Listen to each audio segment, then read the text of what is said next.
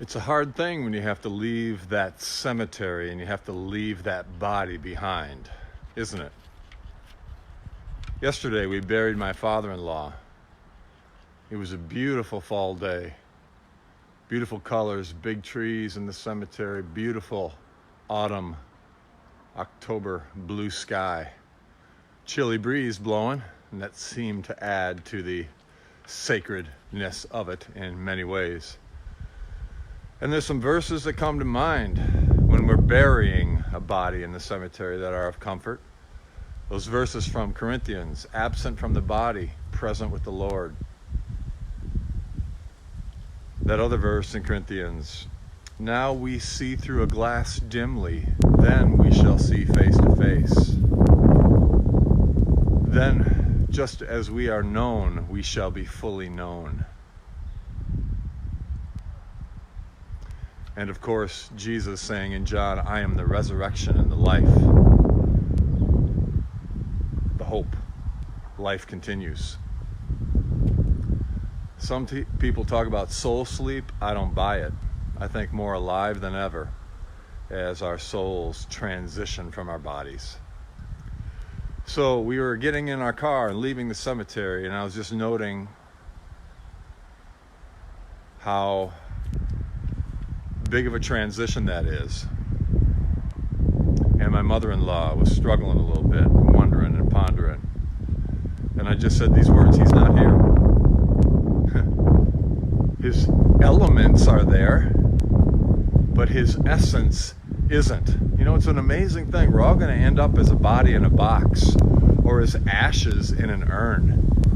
That's not who we are. We're just visiting here for a little while. We just have these bodies as vehicles to get us around a little bit, but it's not. We have bodies, but it's not who we are. So there's a passage that came to my mind this morning from Mark chapter 16, the resurrection story, where the women go to the tomb on resurrection morning, and they look in the tomb and they see two angels, and the angels say to them, you're looking for Jesus the Nazarene. Hey, he's not here. He's risen. Go back and tell his brothers that he's going ahead of you to Galilee. And in my context, in my life this morning, with the lives of my family, I'm loving that story. So we can say when we leave the cemetery, he's not here. She's not here. They're not here. And all these trophies of death in the cemetery, they're not the really real. For though the elements are still there and going into the ground or the vault, the essence is alive and well. But in our human understanding, with our senses and our human senses, death slaps into us and we just can't see, and it's hard for us to know. But he's not gone, only changed. He's not gone, only changed.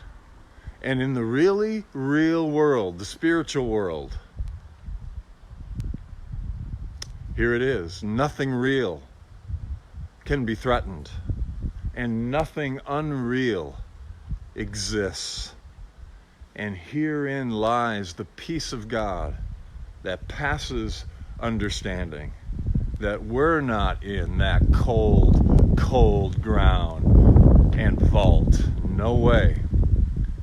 We are present with the Lord, alive and well, and not gone, but changed. That's what I think. That's what I believe according to the scripture, and I'm sticking with it. It gives me hope, fills me with joy. And the grief and pain aren't the connection, but the love and the joy is. It still remains. So, take what's helpful and leave the rest from this. And until next time, may you live all the days of your life.